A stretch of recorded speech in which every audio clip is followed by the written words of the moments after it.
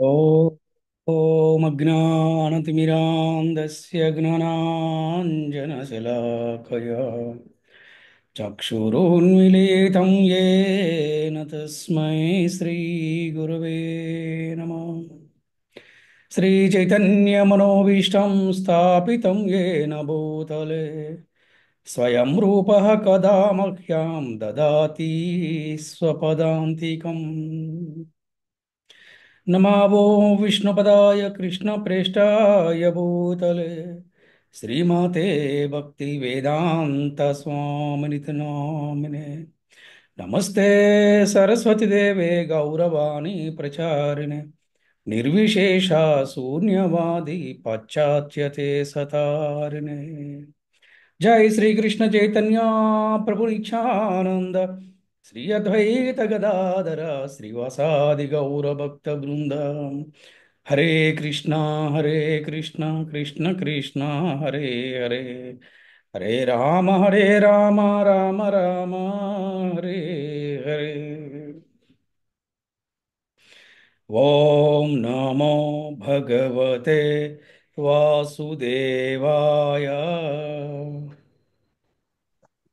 ॐ नमो ॐ नमो भगवते वासुदेवाय। वासुदेवाय। ओम नमो भगवते वासुदेवाय। ॐ नमो भगवते भगवते वासुदेवाय। ओम नमो भगवते वासुदेवाय। ॐ नमो भगवते भगवते वासुदेवाय। हरे భక్తులందరికీ శ్రీకృష్ణ శుభమస్తు. అలాగే ఈనాటి భగవద్గీత క్లాస్ వచ్చిన వాళ్ళందరికీ కూడా ఆత్మీయ ఆహ్వానం పలుకుతున్నాము. మరి ఈ రోజున మనము 13వ అధ్యాయము 8వ శ్లోకం నుంచి 13వ శ్లోకం వరకు ఈరోజు మనం క్లాస్ చెప్పుకుంటాం. ఈరోజు మన క్లాసుకి టైటిల్ ఏమిటంటే ఏది జ్ఞానమో ఏది అజ్ఞానమో. మరి మనందరం కూడా తెలుసుకునే ప్రయత్నం చేద్దామా? చేద్దాం గురుజీ. చేద్దాం. Very good.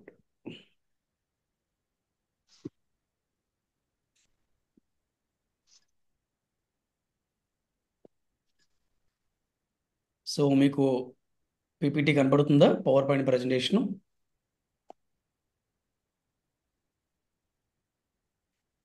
Hare Krishna. Yes ప్రభుజీ కనబడుతుంది. కనపడుతుంది గురుజీ. ఈ రోజున సెషన్ 70, 13వ అధ్యాయము. ఈ అధ్యాయం పేరు ప్రకృతి పురుషుడు చైతన్యము. అలాగే 8వ శ్లోకం నుంచి 13వ శ్లోకం వరకు ఈరోజు మనం క్లాస్ చెప్పుకుంటాం. సో 8 నుంచి 12 శ్లోకాలు ఒకటే చోట వచ్చాయి. ఎవరైనా కూడా ఈ శ్లోకాన్ని చక్కగా చదవండి.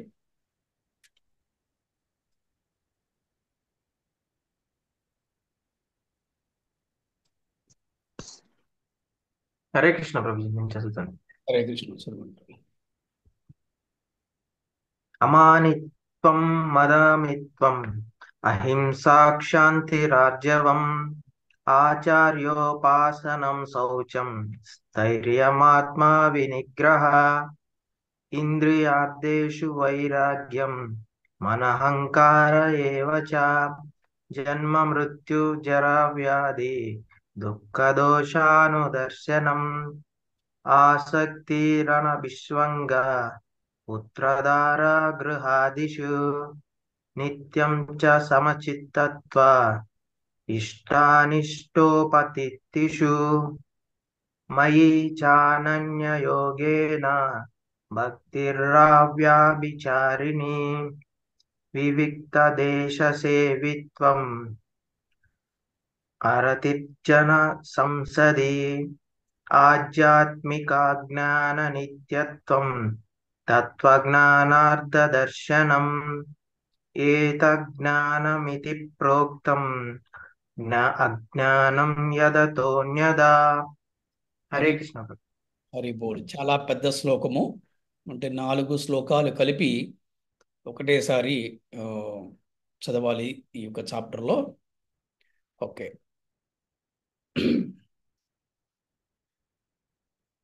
నమ్రత, దమ్మము లేకుండా ఉండుట. దమ్మం అంటే కృత్రిమ బుద్ధి లేకుండా ఉండుట, అంటే భౌతికమైన బుద్ధి లేకుండా ఉండటం అనమాట. నమ్రత అంటే ఏంటి? వినయము, విధేయత, సంస్కారము ఉండాలి. అలాగే కృత్రిమ బుద్ధి అంటే ఎలా అంటారంటే వాళ్ళకి దుర్బుద్ధి లేకుండా ఉండాలి. అలాగే అహింసాపరులై ఉండాలి. అలాగే క్షమాగుణం ఉండేవారై ఉండాలి. సరళత, సరళత అంటే ఎప్పుడు కూడా బ్యాలెన్స్ చేస్తూ ఉండాలి. ఎక్కువ తక్కువ ఉండకూడదు. ఏంటి ఆ సరళత అంటే ఎట్లా అంటే ఆ, ఎంతవరకు అవసరమో అంతవరకే మాట్లాడటం, ఎంతవరకు అవసరమో అంతవరకే తినటం, ఎంతవరకు అవసరమో అంతవరకే పడుకోవటం. అంటే ఆ సమయాన్ని బట్టి సందర్భాన్ని బట్టి ఏమి చేయాలో అది చేయటం, ఎక్కడికి వెళ్ళాలో అక్కడికి వెళ్ళటం, ఎక్కడికి వెళ్ళకూడదు అక్కడికి వెళ్ళకుండా ఉండటం. ఆ, అలాగే గురుసేవ.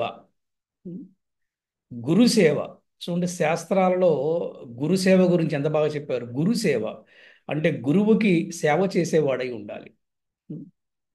అలాగే శరీర మనస్సుల పరిశుద్ధత, శుచి శుభ్రత. అది అంటే ఈ శరీరము శుభ్రంగా ఉండాలి, మనసు కూడా శుభ్రంగా ఉండాలి. అది శరీరమే కాదు, మనసు కూడా శుభ్రంగా ఉండాలి. మనసు ఎప్పుడు శుభ్రంగా ఉంటుంది? సర్వజీవుల పట్ల కూడా సమభావము కలిగి ఉండి, సర్వజీవుల పట్ల కూడా దయ, కరుణ, ప్రేమతో గనక ఉంటే అప్పుడు మనసు పరిశుద్ధంగా ఉంటుంది. మరి శరీరం ఎప్పుడు పరిశుద్ధంగా ఉంటుందంటే, ఈ శరీరం అనే దానికి త్రిసంధ్య వేళ అంటే మూడు పూట్ల కూడా స్నానమాచరించి, మూడు పూటలా కూడా గురువుకి కృష్ణుడికి ఎవరైతే వందనాలు అర్పిస్తారో వారు శరీరము మనసు రెండు కూడా శుభ్రంగా ఉంటుంది. అందుకనే సంధ్యావందనము అన్నారు. అంటే ఉదయం ఒకసారి వందనం చేయటం, మధ్యాహ్నం ఒకసారి వందనం చేయటం, సాయంత్రం కూడా ఒకసారి వందనం. దీన్ని సంధ్యావందనం అన్నారన్నమాట. బ్రాహ్మణులు, వైష్ణవులు, సాధువులు ఇలాగా చేస్తూ ఉంటారనమాట. అందుకని శరీర మనస్సుల పరిశుద్ధత. ఉం. అలాగే నిశ్చల బుద్ధి అంటే స్థిరమైన బుద్ధి ఉండాలి. ఉం. ఎప్పుడు వస్తుంది స్థిరమైన బుద్ధి? ఉం. మనకు ఒక శ్లోకం ఉంది, ఎవరికైనా గుర్తుకొస్తుందా? ఎప్పుడు బుద్ధి యోగం ఉంటుంది? మన గతంలో కూడా చెప్పుకున్నాము. ఉం. తేషాం సతతయుక్తానాం భజతాం ప్రీతిపూర్వకం దదామి బుద్ధి యోగం తం ఏన మాముపయాంతి తే. ఎవరైతే ప్రేమగా నాకు సేవ చేయుదురో వారికి తగిన బుద్ధి యోగాన్ని నేను వసిగదను అన్నారు. ఇక్కడ భగవద్గీతలో 10వ అధ్యాయంలో 10వ శ్లోకములో. ఉం. అలాగే ఆత్మ నిగ్రహము, ఆత్మ నిగ్రహము అనేది చాలా చాలా అవసరము. ఉం. ఇంద్రియ భోగ వస్తు విషయములపై అనాసక్తి అంటే భౌతికమైన పదార్థాల పట్ల, భౌతికమైన విషయాల పట్ల, భౌతికమైన వ్యక్తుల పట్ల, భౌతికమైనటువంటి సాంగత్యం పట్ల అనాసక్తి అంటే ఆసక్తి లేకుండా ఉండటము, అంటే ఇష్టం లేకుండా ఉండటము, ఇంట్రెస్ట్ లేకుండా ఉండటము. ఇది ఇది ఇది ఉంటేనే భక్తిలో ముందుకెళ్తారు, లేకపోతే మాత్రం భక్తిలో ముందుకెళ్ళటం అసంభవం, అసాధ్యం అన్నమాట. అది ఎంతప్పటికీ భక్తిలో ఉండి కూడా ఈ భౌతికమైన వ్యక్తుల పట్ల, భౌతికమైన విషయాల పట్ల, భౌతికమైన పదార్థాల పట్ల వారి ఆసక్తి ఉంటే ఏదో నామమాత్రంగా వేషధారణలా ఉంటుంది, కానీ వారు ఆధ్యాత్మిక జీవితంలో పురోగతిని సాధించలేరు అని మనకి శాస్త్రాలు చెప్తున్నాయి. అహంకారం లేకుండా ఉండుట. ఉం? అహంకారం లేకుండా ఉండుట. ఎవరి హృదయములు ఎవరికైతే అహంకారం ఉంటుందో వారి హృదయంలో శ్రీకృష్ణ భగవానుడు ఉండడు, వెళ్ళిపోతాడు. చూడండి, మహాభారతములో ఎవరి హృదయములో శ్రీకృష్ణుడు ఉన్నాడు, ఎవరి హృదయములో శ్రీకృష్ణుడు లేడు చెప్పండి. మన క్లాస్లో ఎవరైనా? అర్జుని హృదయంలో శ్రీకృష్ణుడు ఉన్నాడు, దుర్యోధనుడు దగ్గర లేడు. ఎస్, హృదయంలో ఉన్నాడు. Very good. దానివల్ల నష్టం ఏం జరిగింది? కురువంశం మొత్తం కూడా నాశనం అయిపోయింది. ఆ? కౌరవుల మొత్తం అంటే ఒక తల్లికి ఎంత బాధ కలిగించారంటే కేవలం అహంకారము, అసూయ అనేది ఉండటం వల్ల వాడికి సంతోషం లేదు, వాడి అన్నదమ్ముడు సంతోషం, వాడి కుటుంబానికి, వాడి తల్లికి, తండ్రికి, కుటుంబాలకి, బంధువులకు, రాజ్యం ఎవరికి కూడా ఆనందం లేదు. అందుకే అటువంటి కొడుకుని ఎవరు కూడా కనకూడదు అనమాట. అంటే అటువంటి సంతానం ఉంటే ఎంత, లేకపోతే ఎంత. ఆ? అంటే వాడి వల్ల ఎంత నష్టం వచ్చిందంటే ఆ తల్లికి, పాప మహాతల్లికి 100 పుత్రులు పోవటం అంటే చిన్న విషయం కాదు. ఒక పుత్రుడు, ఒక పుత్రిక పోతేనే గుండె తరుక్కుపోతుంది తల్లికి.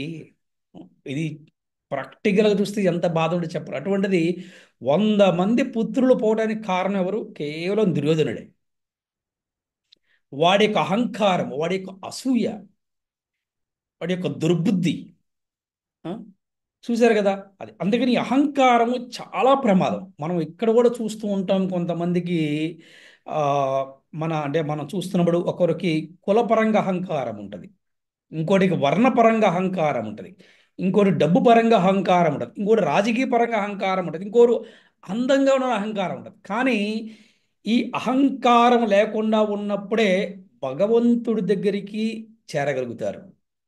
గురువు దగ్గరికి ఏదైనా అవసరం కోసం చేరతాడు అహంకారం ఉన్న వ్యక్తి. మళ్ళీ అవసరం తీరిపోయిన తర్వాత వాడు మళ్ళీ అహంకారాన్ని ప్రవర్తిస్తూ ఉంటాడు. ఇప్పుడు నేను కూడా మా మందిరంలో కూడా చూస్తున్నాను అన్నమాట ఒక అతన్ని. ఎస్, ప్రాక్టికల్గా నాకు కూడా ఎక్స్పీరియన్స్ ఇప్పుడు కూడా అనమాట. అంటే అవసరం వచ్చినప్పుడు ఆ గురువుని స్వీకరించడం, అవసరం తీరిపోయిన తర్వాత అహంకారం ఉంటుంది కూడా చాలా పెద్ద అపరాధం అనమాట. ఎందుకో మనకి ద్రోణాచార్యుని ఏ విధంగా అవమానించాడు దుర్యోధనుడు మనం చూసాం కదా. ఏంటి అంటే ఈ అహంకారం అనేది చాలా ప్రమాదము. కులపరంగా, మతపరంగా, ప్రాంతపరంగా, డబ్బు పరంగా, రాజకీయ పరంగా, అందపరంగా, ఇవన్నీ కూడా చాలా ప్రమాదం అన్నమాట. ఇవన్నీ శ్రీకృష్ణ భగవానుడు చెప్తున్నాడు. ఇలా ఉండకూడదు. ఉం? అలాగే జన్మ, మృత్యు, జరా వ్యాధుల దురవస్థను గుర్తు చేసుకోవటం, అంతే కదా. అది చాలా అవసరం కదా. లేకపోతే ఇక జంతువులకు మన తేడా ఏముంది? అయ్యో, జన్మ మృత్యు జరావది, నాకు జన్మ ఉండకూడదు, మళ్ళీ జన్మించాలా, మళ్ళీ చనిపోవాలా, మళ్ళీ రోగాల పడిన పడేవాలా? అయ్యో వద్దు నాయన, నాకి వద్దు, నన్ను తీసుకెళ్ళిపో. ఎందుకంటే నాకు తెలిసింది నా తండ్రి ఎవరు, నాకు తెలిసింది నా సొంత ఇల్లు ఎక్కడో, నాకు తెలిసింది నా ఒక్క గుర్తింపు ఏంటో, నేను ఎవరో నాకు తెలిసింది. Who am I now, I know what I am. ఇంతకుముందు నాకు తెలియదు నేను ఎవరినో, బట్ ఇప్పుడు తెలిసింది నాకు, I know what I am. So నాకు తెలిసింది ఇప్పుడు. అందుకని వద్దు నాయన, ఈ మృత్యు జన్మ, మృత్యు, జరా వ్యాధి గుర్తు చేసుకుంటామంట. ఆ, అది గుర్తు చేసుకోకపోతే ఇంకేముంది, ఎలా పడితే అలా బతికేస్తూ ఉంటారు కదా. అంటే అందుకే ఎంతోమంది ప్రయత్నిస్తున్నారు, మోక్షం, మోక్షం, మోక్షం, ముక్తి, ముక్తి, ముక్తి అంటే ఏంటి? మళ్ళీ జన్మ లేకుండా ఉండడమే మోక్షము. ముక్తి అంటే ఏంటి? ఈ బంధాల నుంచి ముక్తి చేసిన నన్ను నీ దగ్గర చేర్చుకోనాయన, అది ఫస్ట్ స్టెప్. ఫైనల్ స్టెప్ ఏంటి అంటే మోక్షము, మళ్ళీ జన్మ లేకుండా ఉండటం అన్నమాట. అందుకని జన్మ, మృత్యు, జరా వ్యాధి గురించి గుర్తు చేసుకోవటము. మమకార రాహిత్యము. చూడండి, మమకారము, రాగము, అనురాగము ఎలా ఉండాలంటే భార్య భర్తతో కానీ, భర్త భార్యతో కానీ, అలాగే తల్లిదండ్రులు పిల్లలతో కానీ, పిల్లల తల్లిదండ్రులు ఎలా ఉండాలంటే అక్కడ కూడా ఒక పరిమితంగానే ఉండాలి. మనం చూస్తున్న కొన్ని కుటుంబాల్లో పరిమితి మించిన వారు ప్రేమను చూపించడం వల్ల ఆ పిల్లలు పాడైపోయిన వాళ్ళు మనం చాలా మంది చూస్తూ ఉంటాం. యాక్చువల్ దాని పేరు ప్రేమ కూడా కాదు, అది కూడా వ్యామోహం అనమాట. మనకు ద్రోణాచార్యుడు చాలా చక్కగా క్లియర్గా శ్రీకృష్ణ భగవానుడు ఎక్స్ప్లెయిన్ చేశాడు.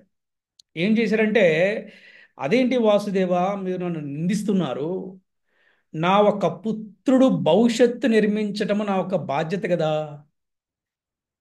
నా పుత్రుడికి మంచి భవిష్యత్తుని ఇవ్వాలనుకున్నాను, అది నా తప్ప? ఆఖరికి నా నా పుత్రుడికి మంచి భవిష్యత్తుని ఇవ్వడం కోసం నేను అధర్మ వైపు కూడా యుద్ధం చేస్తున్నాను కదా అన్నాడు. అక్కడ దొరికిపోయాడు ద్రోణాచార్యుడు. అందుకే చూడండి, ఎటువంటి వాడికైనా కృష్ణుడికి శరణాగతి పొందినంత వరకు ఎవడికి కూడా సంపూర్ణమైన జ్ఞానం రాదు. ద్రోణాచార్యుడు విశ్వగురువు. ఈ సామాన్యమైనటువంటి వ్యక్తి కాదు ద్రోణాచార్యుడు. విశ్వగురువు, పండితుడు. అర్థమైందా? మంచి స్వయంగా కౌరవులకి పాండవులకి విద్యాభ్యాసం నేర్పించినవాడు. అటువంటి వాడికి ఆ ప్రేమ అంటే ఏంటో, వ్యామోహం అంటే ఏంటో శ్రీకృష్ణ భగవానుడు తెలియజేశాడు. ఎప్పుడు? శరణాగతి పొందిన తర్వాత. అప్పుడు చెప్తాడు, నాయనా, ఈ మమకారం అనేది ఎంత ప్రమాదం అంటే, ఈ మమకారము ఉండటం వల్ల వ్యామోహాన్ని ప్రేమగా అనుకుంటారు అన్నాడు.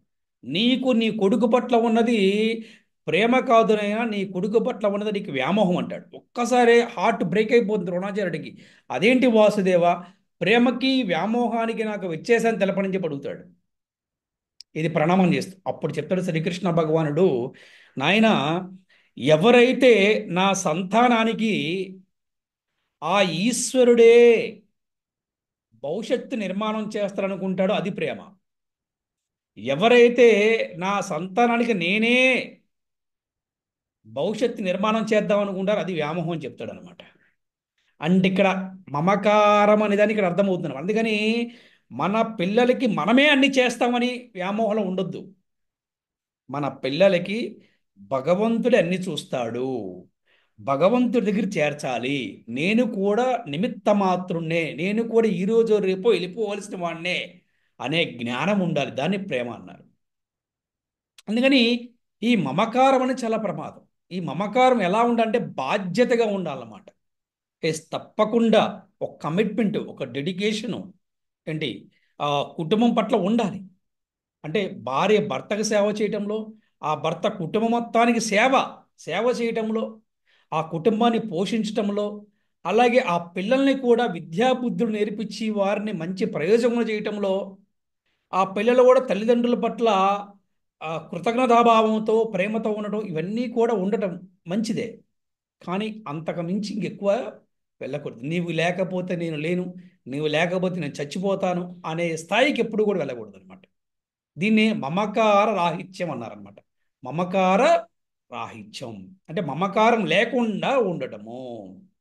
తర్వాత భార్య, భర్త, పిల్లలు, ఇల్లు వంటి వాటిని అంటుకొని భక్తి లేకుండా ఉండుట. ఇకపోతే జీవితంలో అనుకూల లేదా ప్రతికూల పరిస్థితుల్లో సమర్థ బుద్ధితో ఉండుట. చూడండి, చాలామంది చెప్తుంటాం, ఇగోండి రేపు ఆదివారం కార్యక్రమం ఉందంటే ఇంటికి బంధువులు వస్తున్నారండి, లేకపోతే ఇంకొక ప్రోగ్రాం పెట్టుకున్నామని చెప్తూ ఉంటారు. అరే అంటే ఏంటి, ఇంకెంతప్పటికి ఇల్లేనా? అంటే ఇంకెంతప్పుడు భౌతికమైన జీవితమేనా? అలా ఉండటం వల్ల ఉపయోగం లేదు. అలాగే అనుకూల ప్రతికూల పరిస్థితుల్లో కూడా సమర్థ బుద్ధితో ఉండుట ఇది చాలా అవసరం. అనే అనుకూలంగా ఉంటేనేమో ఇక మన భూమి మీద ఆకుండా ఓహో ఆహా అని చెప్పి అనుకుంటాం, ప్రతికూల పరిస్థితి ఏడుస్తూ ఉంటాం కాదనమాట. అనుకూల ప్రతికూల పరిస్థితుల్లో కూడా సమర్థ బుద్ధి ఉండదు. ఎందుకంటే ఎప్పుడు కూడా మనం అనుకున్నది జరిగిపోద్ది అనుకోకూడదు. ఆ ప్రతిసారి కూడా అనుకూలంగానే ఉంటుంది అనే పరిస్థితి ఉండదు. చూడండి, ఒక వ్యక్తికి బాగా అనుకున్నది జరుగుతున్నాయి, ఇంకోటి జరగదు. అరే ఇంతవరకు నాకు గురి తప్పలేదండి, ఏదో జరిగింది ఇలాగ, ఏదో జరిగింది ఇలాగ అంటుంటాడు అనమాట. అస్సలు నాకు ఓటమే తెలవదు అంటూ ఉంటాడు. అది అందుకని ఎప్పుడు కూడా అనుకూలంగానే ఉంటుంది అనుకోవద్దు. అనుకూల ప్రతికూల పరిస్థితులు తప్పకుండా ఉంటాయి. వాటిని సమర్థ బుద్ధితో ఉండాలని చెప్తున్నారు. ఇక పట్ల ఏం చెప్తున్నారు? నా పట్ల నిశ్చలమైన మరియు అనన్య భక్తి కలిగి ఉండట. ఇది చాలా ఇంపార్టెంట్. చూడండి, నా పట్ల నిశ్చలమైన అంటే స్థిరమైన, అలాగే అనన్య భక్తి కలిగి ఉండాలంట. ఏ శ్లోకం గుర్తుకొస్తుంది మీకు చెప్పండి? అనన్య భక్తి అంటే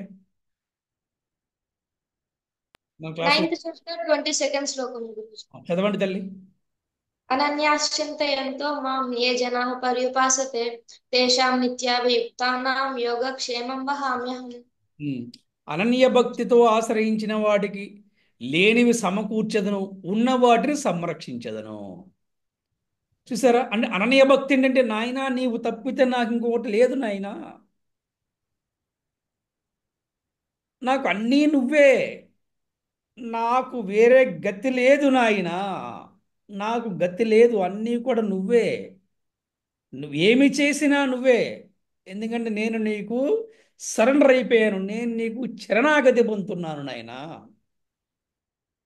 అటువంటి వాడికి ఏం చేస్తాడు భగవంతుడు? లేని వాటిని సమకూరుస్తాడు, ఉన్న వాటిని సంరక్షిస్తాడు.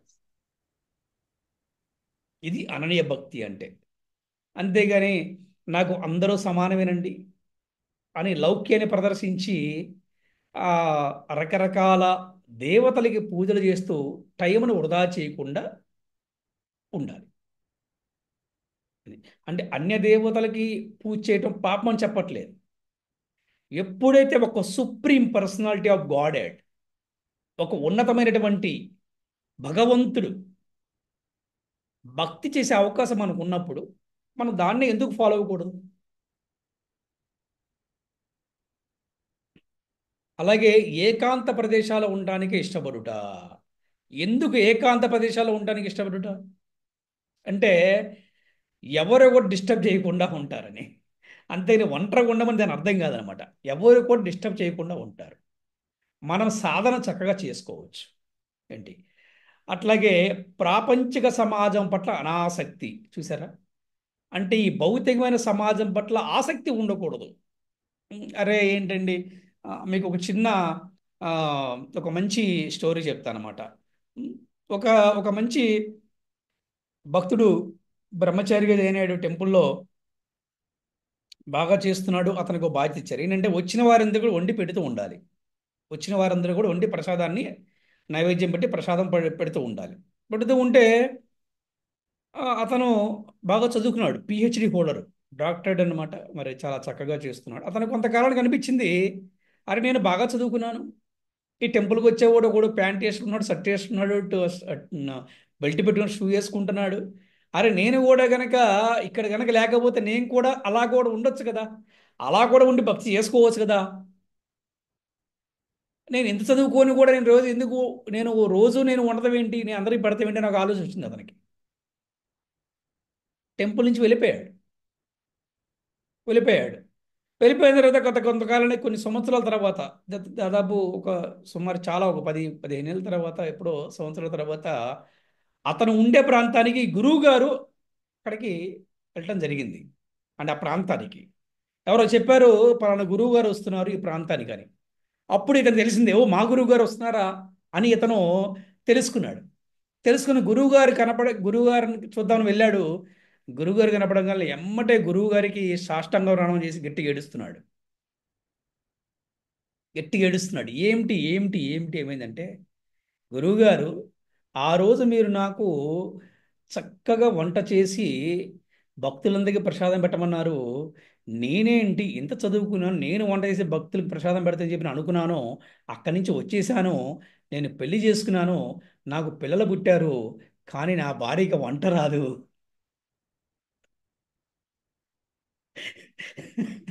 ఇప్పుడు ప్రతిరోజు కూడా నేను వంట చేసి నా భార్యకి పిల్లలకి నేనే చేసి పెడుతున్నానని చెప్పాడు అనమాట.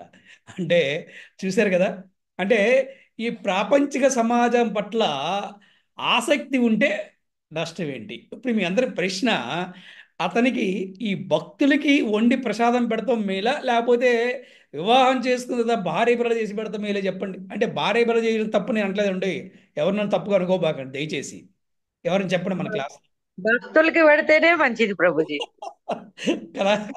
అంటే ఎందుకు జరుగుతుంది అంటే ఇట్లాగా, ఎస్, ఈ ఎందుకు జరుగుతుంది అంటే, కొన్ని సార్లు భక్తి చేసేటప్పుడు కూడా మనసు ఆ విధంగా డైవర్ట్ అవుతుంటుంది అనమాట.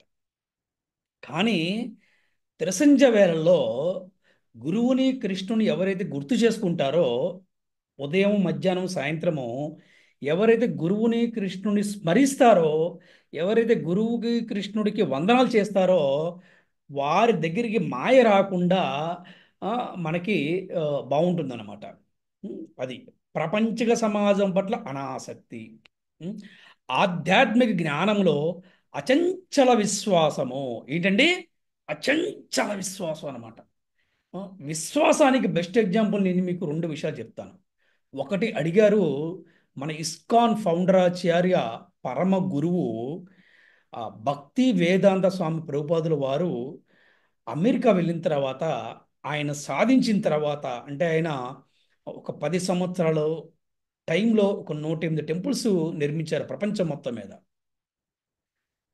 ఆ, అడిగారు ఎలాగా Prabhupad, how it is possible you built a 10 temples and you are spreading Krishna consciousness enter the world, so now you are the spiritual brand ambassador in the world, how it is possible అని చెప్పి అడిగితే, ఆయన నేను అంత కష్టపడ్డాను, ఇంత కష్టపడ్డాను ఇలా చెప్పలేదు ఆయన.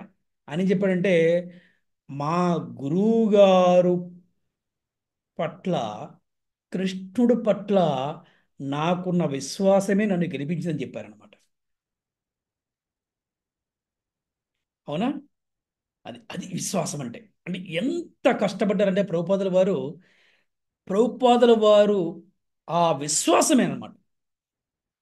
అంటే ఆ విశ్వాసం ఉన్నవాడికి ఏ కష్టము కూడా కష్టం అనిపించదు.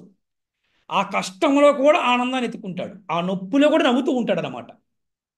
అది మీరు మీకు ఎవరికైనా ఎక్స్పీరియన్స్ అయిందో లేదో కానీ, అంటే ఆ బాధలో కూడా నవ్వు వస్తుంది, ఆ నొప్పిలో కూడా నవ్వు వస్తుంది, ఆ కష్టంలో కూడా నవ్వు వస్తుంది. హా హా, పర్లేదు కృష్ణ, నువ్వు ఉన్నావుగా నాతోటి. చూసారా? విశ్వాసం అంటే అది అది అచంచలమైన విశ్వాసం అనమాట. అలాగే ఇంకో విషయం చెప్తాను. ఆ మహాభారతంలో ఎప్పుడైతే దుర్యోధనుడు ఆ ముందు వెళ్తాడు కృష్ణుడి దగ్గర సహాయం కోసం, అర్జునుడు తర్వాత వెళ్తాడు. మనందరికి ఆ స్టోరీ తెలిసిందే. ఉం? ఇక్కడ తెలుసుకోవాలి, అహంకారం ఉన్నవాడు కృష్ణుడు ఎప్పుడు దొరకడు అనమాట. వినయము, విధేయత, సంస్కారము, అహంకారం లేనివాడే కృష్ణుడు దొరుకుతాడు. ఇక్కడ తెలుసుకోవచ్చు. ఆ దుర్యోధనుడు వెళ్ళి కృష్ణుడు పడుకున్న వైపు తల వైపున కుర్చీలు ఉంటే అక్కడ కూర్చున్నాడు, ఆసనాలు ఉంటే. అర్జునుడు వెళ్ళి పాదాల దగ్గర కూర్చున్నాడు. ఎప్పుడైతే కృష్ణుడు ఆయన లెగంగానే ఫస్ట్ ఎవరిని చూశాడు? అర్జునుడిని చూశాడు ప్రభు. అర్జునుడిని చూశాడు. ఆ, ఏంటి అర్జున, నువ్వేంటి కింద కూర్చున్నావు? నువ్వు వచ్చి ఎంతసేపు అయిందంటే, అవసరం కోసం వచ్చిన వాడు మీ పాదాల దగ్గరే ఉండాలి కదా అన్నాడు. అది సంస్కారం అంటే. గుర్తుపెట్టుకోవాలి ఇవన్నీ కూడా. కృష్ణుడు చెప్తున్నాడో, నీవు నా మిత్రుడివి, నీ స్థానము నా పాదాల దగ్గర కాదు, నీ స్థానము నా హృదయంలో అని చెప్పాడు అనమాట.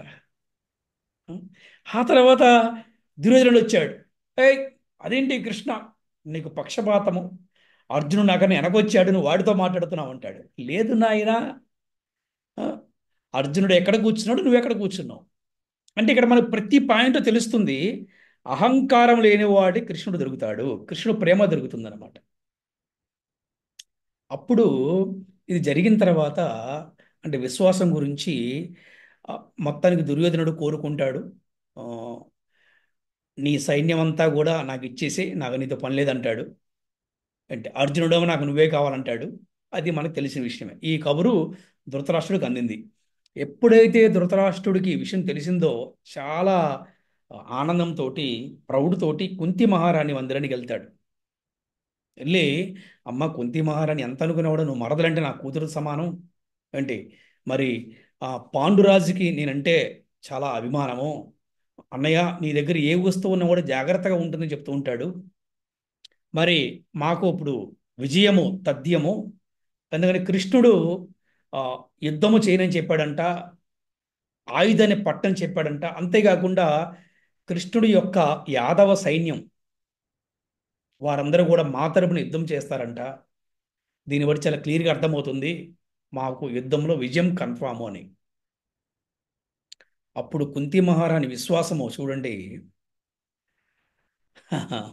మీ పట్ల కేవలం కృష్ణే ఉన్నాడమ్మా, అందుకని పాండవులకి చెప్పండి, పాండవులకు చెప్పమ్మా, నువ్వు లొంగిపోమని చెప్పండి, లొంగిపోతే గనక శిక్ష తగ్గించి మేము వదిలేస్తామని చెప్పి చెప్తారన్నమాట. అప్పుడు కుంతి మహారాణి ఎంత విశ్వాసంతో ఉంటుందంటే, కృష్ణుడు పట్ల, కృష్ణుడు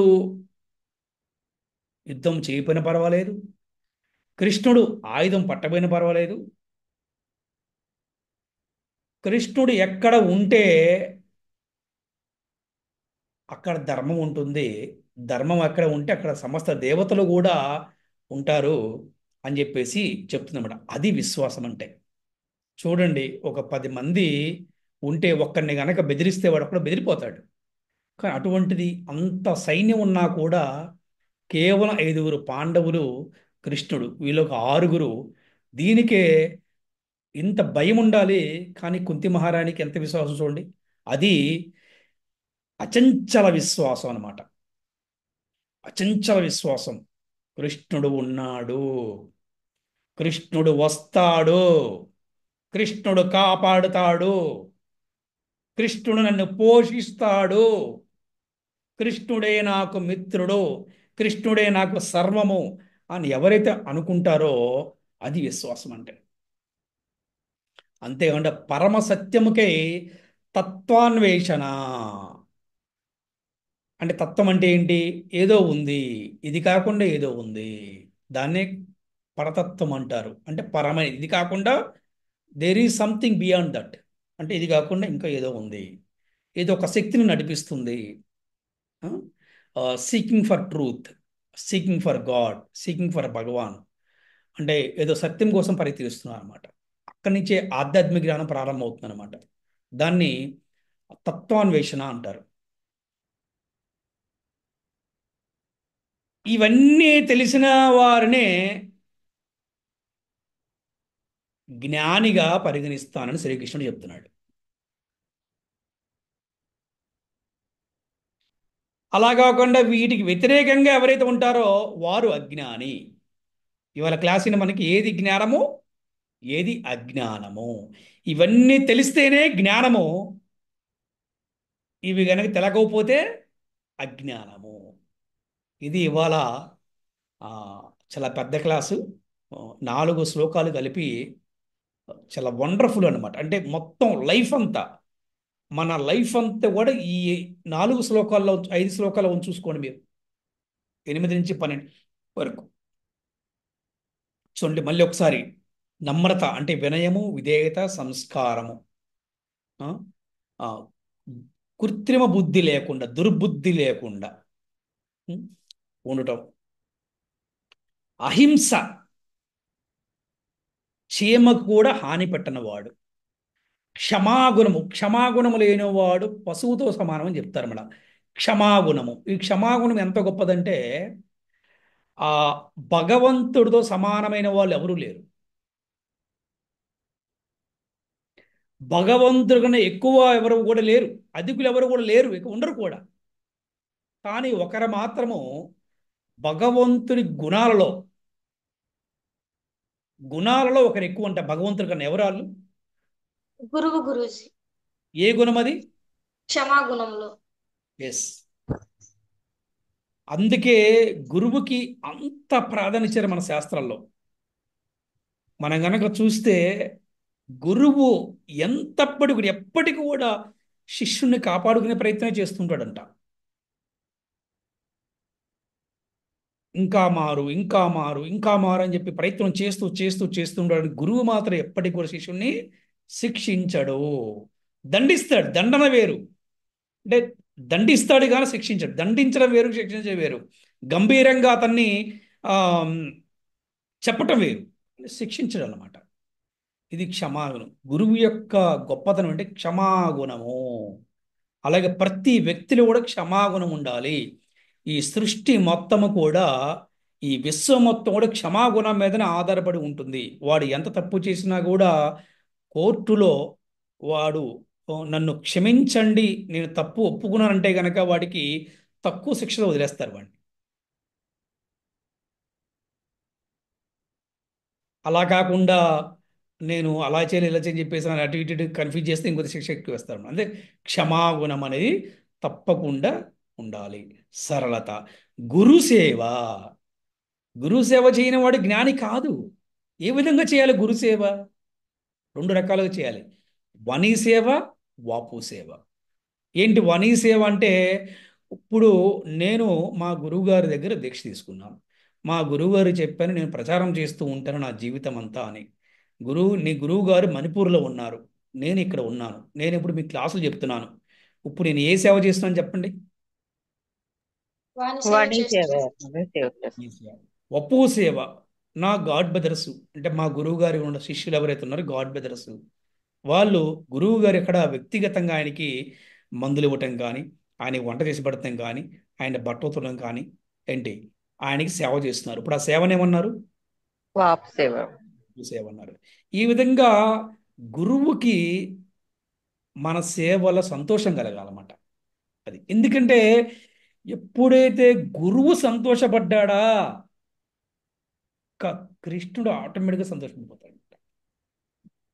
అందుకే నిరంతరం అంట మనము అసలు మనం ఎన్ని యజ్ఞాలు చేశామా, హోమాలు చేశామా, ఎన్ని కన్నా కూడా మనము చేసే సేవ వల్ల, మనం జీవించే జీవన విధానం వల్ల మన గురువు హ్యాపీగా ఉన్నాడా లేదా?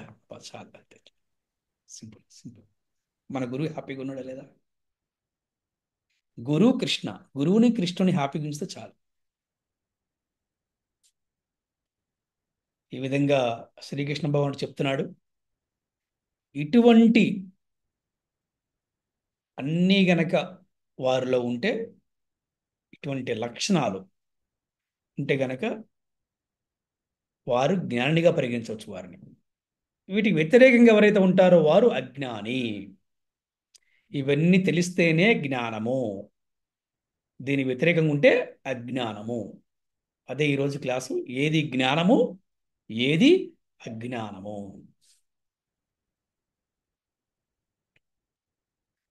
ఎస్.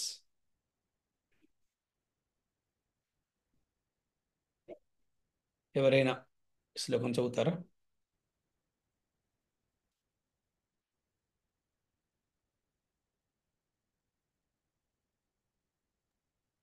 హరే కృష్ణ ప్రభుజీ, నేను చదువుతాను. జ్ఞేయం యత్తత్ ప్రవక్ష్యామి యత్ జ్ఞాత్వామృతమశ్నుతే అనాదిమత్పరం బ్రహ్మ న సత్నా సదుచ్యతే. ఏది తప్పకుండా తెలుసుకొనబడాలో దాన్ని నీకు ఇప్పుడు నేను తెలియజేస్తాను. అది తెలుసుకున్న తర్వాత వ్యక్తి అమరత్వం పొందుతాడు. అది ఏ సత్తు అసత్తులకు అతీతముగా ఉండే ఆదిరహిత బ్రహ్మాన్ అన్నాడు అనమాట. అంటే మనం చాలాసార్లు మనం విన్నాము, అంటే కృష్ణుడు చెప్తున్నాడు చాలా విషయాలు. అంటే ఆమ్, ఎవరికి తెలవంటి జ్ఞానాన్ని నేను తెలియజేస్తాను, అంటే టాప్ మోస్ట్ సీక్రెట్ నాలెడ్జ్. ఎందుకంటే నువ్వు అసూయ లేనివాడు కాబట్టి, అలాగే దీన్ని దుర్వినియోగపరచవు కాబట్టి, నేను చెప్పిన జ్ఞానాన్ని మంచిదాని కోసం ఉపయోగిస్తావు కాబట్టి నేను నీకు తప్పకుండా తెలియజేస్తానని చెప్పేసి మనకి ఎన్నో శ్లోకాలు చెప్పుకుంటూ వచ్చారు. అది మనకి 4 అధ్యాయంలో చెప్పుకుంటూ వచ్చారు, 15 అధ్యాయంలో చెప్పుకుంటూ వచ్చారు. అట్లా ఇక్కడ కూడా ఏంటంటే దేనిని తెలుసుకోవటం ద్వారా నీవు అమృతత్వమని ఆస్వాదింపగలవో అట్టి తెలియదగిన దాన్ని నేను నీకు వివరిస్తాను. ఉం? సత్తు అసిత్ అంటే ఏంటి? అనాది, ఆది నుంచి ఉన్నది ఏదైతే ఉన్నదో అంటే అవన్నీ కూడా ఎటువంటి బ్రహ్మం అంటే ఈ భౌతిక జగత్తుకు అతీతమైనవి అన్నమాట. అటువంటి జ్ఞానాన్ని నీకు తెలియజేస్తాను అని చెప్పి చెప్తాను అనమాట. ఓకే. సో ఒక్కసారి శ్రీల ప్రభుపాదుల భాష్యంలో ఏం రాశారు చూద్దాం. సరే, భాష్యం చదవండి ఎవరైనా కూడా.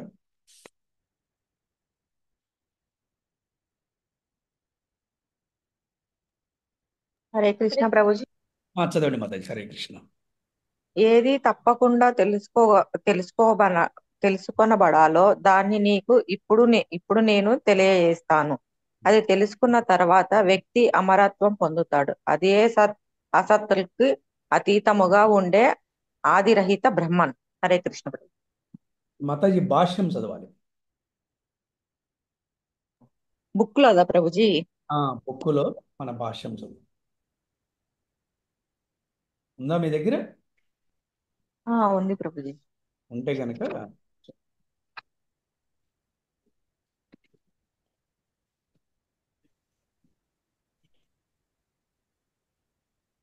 దేనిని తెలుసుకోవడం ద్వారా నీవు అమృతాన్ని ఇది ఆస్వాదిస్తావో కింద అదే కదా ప్రభు. భాష్యము కింద భాష్యము భాష్యం అని చెప్పండి చూడండి. 13వ శ్లోకం కదా ప్రభు. అవును.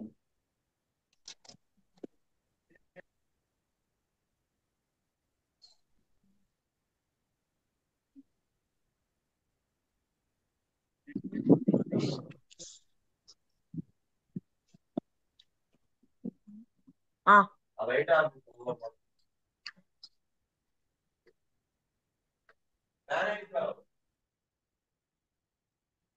ఓకే మాతాజీ, ఇంకెవరైనా చదువుతారా? పోనీ మాతాజీకి ఏమైనా ఇబ్బంది ఉందాము? హరే కృష్ణ గురూజీ, పద్మావతి గురూజీ, నేను చదవను గురూజీ. ఓకే, హరే కృష్ణ. శ్రీల ప్రభుపాది వారి భాష్యంకి జై, శ్రీల గురుదేవ్కి జై. భగవానుడు ఇంతవరకు కర్మక్షేత్రమును గూర్చి మరియు కర్మక్షేత్రము నెరిగిన క్షేత్రజ్ఞుని గురించి వివరించి ఉన్నాడు. అట్లే క్షేత్రజ్ఞుని ఎరుగు హరే విధానం కృష్ణ. హరే కృష్ణ మాతాజీ. మాతాజీ చదివితే అట్లే క్షేత్రజ్ఞుని ఎరుగు విధానమును గూర్చి కూడా అతడు విశదీకరించి ఉన్నాడు. ఇప్పుడు తెలుసుకొనదగిన దానిని గూర్చి వివరింపదలచి తొలుత ఆత్మను గూర్చియు పిదప పరమాత్మను గూర్చియు వివరింప ఆరంభించుచున్నాడు. అట్టి క్షేత్రజ్ఞుని గూర్చియు ఆత్మ పరమాత్మల రెండింటి గూర్చియు జ్ఞానము గలవాడు జీవిత అమృతమును ఆస్వాదింపగలడు. ఒక్క నిమిషం.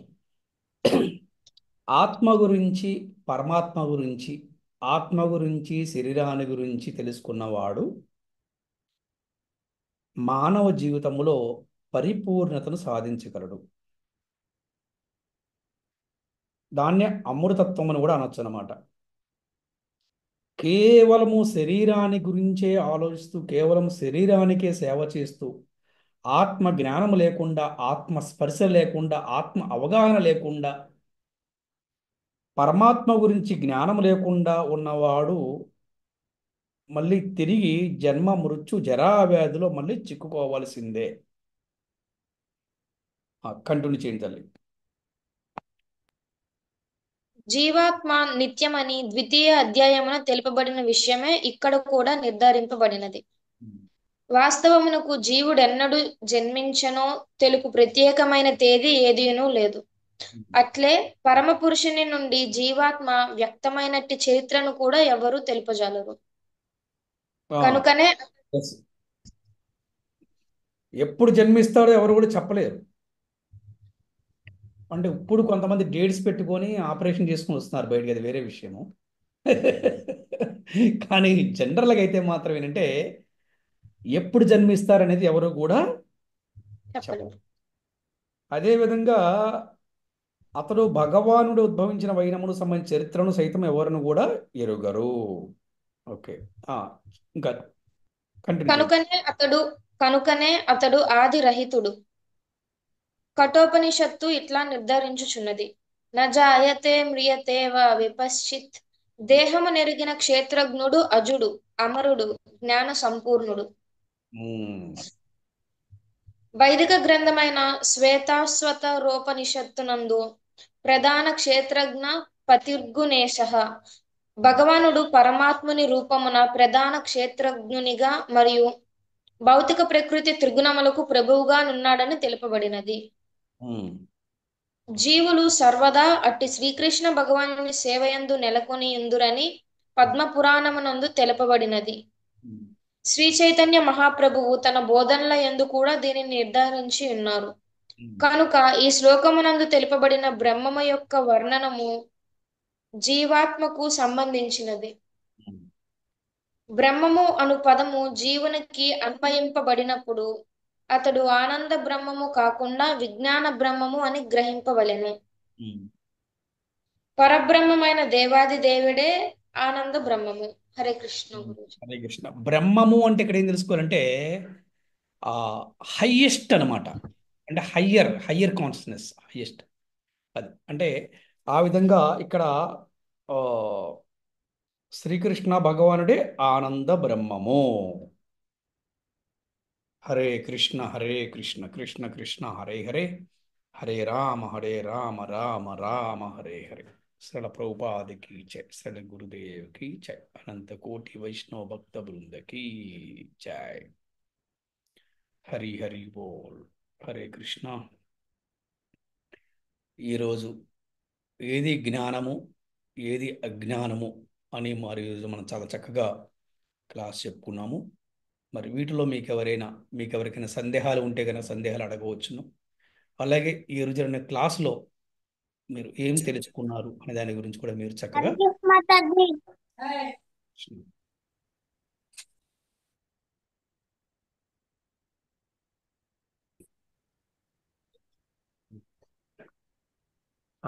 జ్ఞానం యొక్క లక్షణాలు అని ఆ, మీద డిస్కషన్ జరిగింది ప్రభుజీ. అందులో ఆ, నా పట్ల నిశ్చలమైన భక్తి కలిగి ఉండుట అని చెప్పి భగవంతుడు చెప్పాడు. తర్వాత మరలా పరమ సత్యముకై అన్వేషించుట అని చెప్పాడు. ఇక్కడ కృష్ణ అనేది సుప్రీం లెవెల్ నాలెడ్జ్ కానీ గాడ్ కానీ అయినప్పుడు మరలా ఈ మాట చెప్పడానికి గల అంటే ఎక్స్ప్లెనేషన్ ప్రభుజీ అంతే. అంటే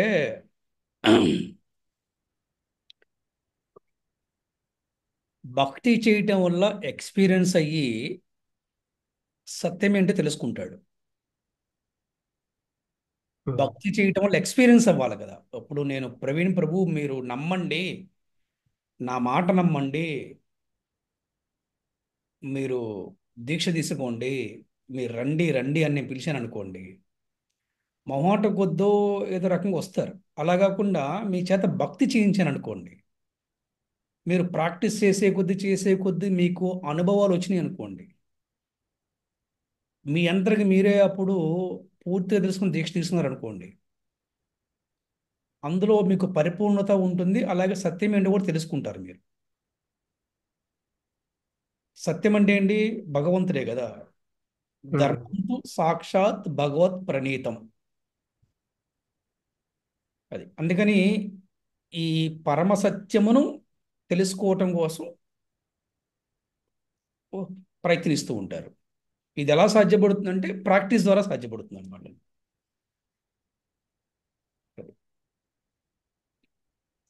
ఇప్పుడు నిశ్చలమైన భక్తి ఉండాలి, పరమసత్యం కోసం అన్వేషించాలి. ఇప్పుడు భక్తి ప్రారంభించిన రోజు నుంచే అతనికి అన్ని తెలిసిపోవు కదా. భక్తిని ప్రాక్టీస్ చేస్తూ సాధన చేస్తూ చేస్తూ చేస్తూ చేస్తూ చేస్తూ ఉంటే కూడా ఉంటుందన్నమాట. దాదాపు ఒక ఎక్స్పీరియన్స్ చెప్తాను మీకు. నేను ఒక 25 సంవత్సరాల నుంచి ఈ కృష్ణ చైతన్యం ఉన్నాయన హరినామ దీక్ష బ్రాహ్మణ దీక్ష తీసుకున్న ఆయన కూడా చాలా సీనియర్ డివోటీ. ఒకసారి డిస్కషన్లో వచ్చినప్పుడు ఆయన ఏం చెప్పారంటే, నాకు ఏమో ప్రభు కృష్ణుడు ఉన్నాడో ఉన్నాడో లేదో నాకు తెలియదు, కానీ నేను జపం చేస్తూ సింపుల్. ఇప్పుడు చెప్తున్నా మీకు, నేను ఉన్నాడో లేదో తెలియదు, నేను జపం చేస్తూ ఉన్నా అన్నాడు. ఇప్పుడు చెప్పండి ఎంత? 25 years. ఆయన సత్యాన్ని తెలుసుకున్నాడా? లేదు ప్రభు. అందుకే పరమ సత్యం కోసం అన్వేషించడం అంటే అదనమాట. ఎలా అన్వేషిస్తావు? మన ఎవరు ధ్రువ మహారాజులాగా అడవుల్లోకి వెళ్ళిపోవటం వల్ల ఉపయోగం ఏమని చెప్పండి. ధ్రువ మహారాజు కంటే నారదుడు వచ్చి నువ్వు ఎలా తిరిగితే దొరకడయ్యా, కూర్చొని తపస్సు చేయమన్నాడు. ఓం నమో భగవతే వాసుదేవ్. కరెక్టేనా? ఎస్ ప్రభు. అట్లాగే మనం కూడా పరమసత్యం కోసం అన్వేషించాలి అంటే భక్తి చేస్తూ మనము జ్ఞానాన్ని పెంచుకుంటూ ఉండాలి. దాని ద్వారా మనకి పరమసత్యం అని తెలుస్తుంది అనమాట.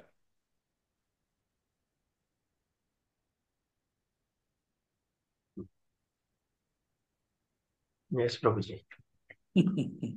హరే కృష్ణ. హరే కృష్ణ. హరే కృష్ణ.